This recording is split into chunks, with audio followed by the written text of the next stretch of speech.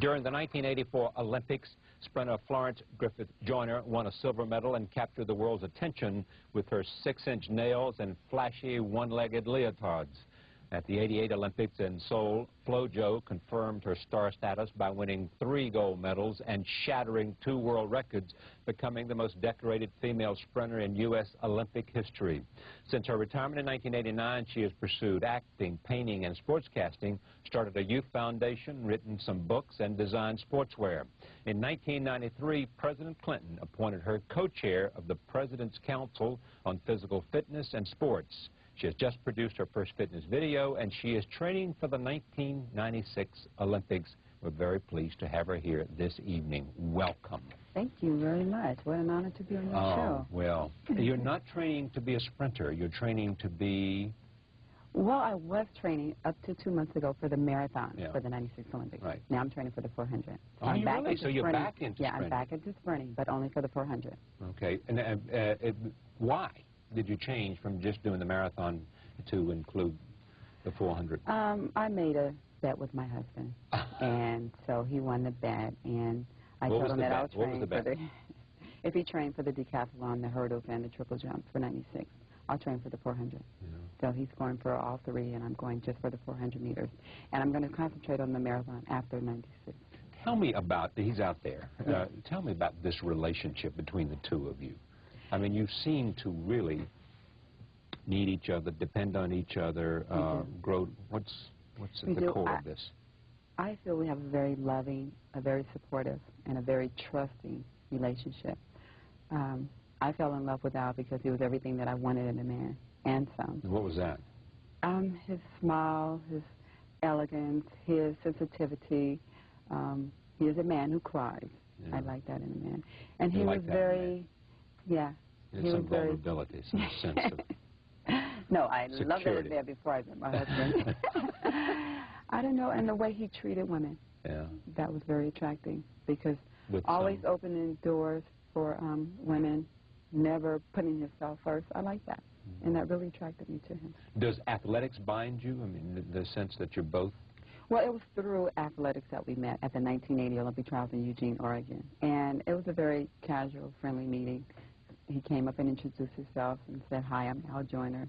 Nice to meet you." Let's get married. And no, not until, what, 7 years later. And then when I attended UCLA, his sister Jackie Joyner Kersey attended UCLA too, and he told me that he begged Jackie to give me messages, which she never did. And he came out, moved to California from Arkansas State University, and we dated for a year. A year later, we were married. Now, what's your relationship with his sister? We're close. We wish that we could spend more time with one another, but because she's traveling all over the place and I'm traveling, we're both training, it's hard to really get together. But whenever she's in town or where she is in St. Louis, we get together. Yeah, you're in California? Time. Yes. Let me see those fingernails, please. No. Now, what is this? Well, these are my very decorated nails that I've been growing for a while. For how long? Well, this is about a year's worth of growth. Yeah. Yeah. And I don't know, I just always been attracted to having long nails, and I wanted to decorate them. Yeah, the color is a grabber. You are also serving, as I mentioned, on the President's Council on Fitness. How did that come about, and what does it give you an opportunity to do? Well, letters were sent on my behalf when they said the position needed to be filled. Right. And I didn't know, I got a call from the White House, and a woman told me I was being considered. And I thought, what an honor just to be considered. And she told me that she'll call me back in about a week and let me know if I had the position. Well, she didn't call back in a week. And I thought, well, it was just an honor, you know, just to be considered. But she called back in 2 weeks. And she said, well, I would like to congratulate you. President Clinton has appointed you and Congressman Tom McMillan. Tom McMillan as co-chair. And I thought, oh, gosh, you know. And so you got to go to Washington, go to the Oval Office and do all that? Oh, yeah. I've met with the president a couple occasions. We ran together. Yeah. Oh, you ran? About 4 miles. Is he pretty good? Oh, very good. He beat my husband. Yeah. And for 4 miles? Oh, most definitely. Let me tell you, we went on a run, and the president has just returned back. Do you know what his pace is? He averaged about an 8-minute mile. 8? That's not bad. No. And I thought Al would do much better than the president. What happened to Al? He threw it. That's what he did. Well, we were going, and we made it to the steps of the Capitol, and we were going to turn around. Yeah. And, you know, the president kept saying, "Where's Al?" And Al started with us, and a couple miles back, we looked. The president said, "Where's Al now?" I said, "He's a little while back." The third time the president said, "Where's Al?"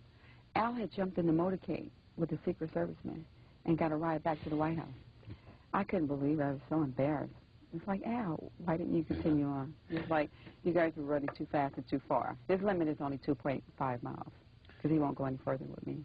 Is that right? Yeah, even if you're going to run further, that's all he wants to do? Yeah, he'll get on his bike, he'll get in his car, and finish the run with me like that. Does he have a shot at the decathlon? Oh, yes. Oh, yes. Most definitely. Do you have a shot at the 400 meters? Most definitely. I'm doing it because I know I can. No, you can win it. Yeah. What does it take? I mean, think about all the athletes in the world to be the best, to be the fastest, to win the gold medal. You have to feel deep down in your heart that you're capable of doing it. I write my goals down on a piece of paper, put it in the bathroom on the refrigerator so that I can see what I want to accomplish. And that motivates me. Those are my incentives every time I see 400 meters, 1996 Olympic Games, 47.55. That's the goal I'm training for. 47.55 will win it? Will set the world record. Yeah. I kind of want the world record more than the gold medal right now. If I get the world record before the Olympic Games, I'll be the happiest. Because you don't need another gold medal. Well, I would love to have another one. But I would love to get the world record, to go with the world record in the 100 and 200 that I have. Yeah. Are you no longer, if you had wanted to, if you desperately, desperately wanted to compete in the other sprints, could you have won? Oh, yes. So why didn't you do it? Well, after, let's say, 88, after I ran the 100 and 200, I felt I had reached my goals. Could I be motivated to continue to run the 1 and 2? No, my heart was set on running the 400 meters in 1992, but I didn't. I became a mom in 1990, so I thought, well, I'll spend some time with Mary, and because we were traveling all over, I didn't have the time to train the way I needed to. So I thought, well, I'll retire, you know, concentrate on the other interests that I love, like designing and writing, and I did that. But that burning desire remained there, and the 400 came about. So a lot of people ask me, well, are you going to compete in all three, the 1, the 2, and the 4? No, not unless someone breaks my world records in either the 1 or the 2 will I compete going to 96 in all three. Oh, no, wait a minute. Explain that to me again. Unless, what will bring if someone breaks my world record. If someone breaks your world record between now and the Olympics? Yes. Yeah, but what time do you have to get into the competition so that, and through the elimination so that you'll be... Well, you have to go to the Olympic trials, which will be held in Atlanta in June. Yeah. And prior to going to the Olympic trials, you have to qualify for the Olympic trials. I think it's like 11.2 maybe, or 11.3 so for the 100. So between now and then, if somebody breaks your world record, you'll try to qualify for the 100 and the 200 as well as the 400. Exactly, to try to get my record back. Yeah. Record means something, huh? Yeah. I mean, records are set to be broken because I meet kids all over, and they tell me, well, Flo Jo, I want to be just like you. And I tell them, strive to be better than I am. Set your own standards. My records are set to be broken.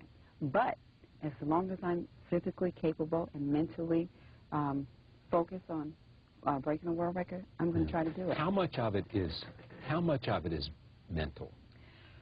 Well, you train year in and year out every day. When you get to the Olympic Games, that's mental in itself, being able to train. Yeah. Oh, yeah. When you get to the Olympic Games, it's more mental than it is physical. Because you've done all the physical work. You can't do any more practicing at the Olympic Games that's going to get you, you know, that closer to that gold medal.